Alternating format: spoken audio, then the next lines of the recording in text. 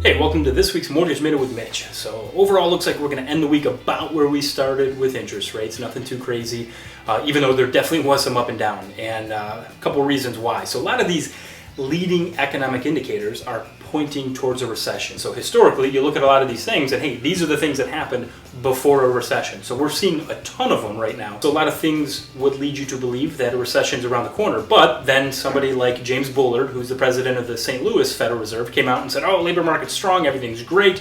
We're going to keep pushing for more interest rate hikes. Now, this is also a guy that wanted rates at the federal funds rate over 7%. So kind of take that with a grain of salt.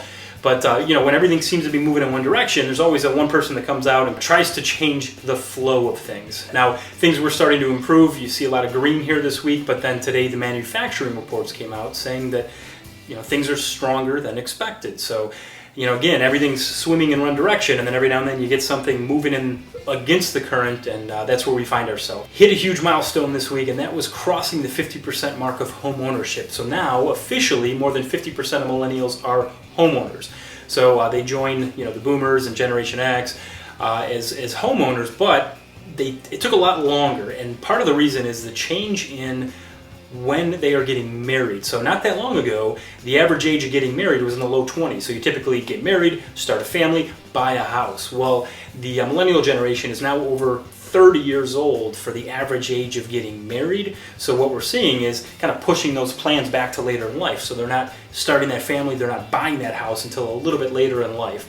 But welcome to homeownership, millennials. And it's also shocking how many still don't fully understand the mortgage programs out there. So 2/3 of millennials believe that they don't have enough saved, or 2/3 of millennial renters, to clarify, don't think that they have enough money saved up for a down payment. Now that's with a lot of great programs out there for first-time home buyers, like 3% down, 3.5%, even 5% down options, as well as down payment assistance. So a lot of them just aren't aware of these programs, don't know they exist. So if you are one of them or know one of them, let's have a conversation. We'd love to show you some different options and ways you can get into a house with a little money out of pocket.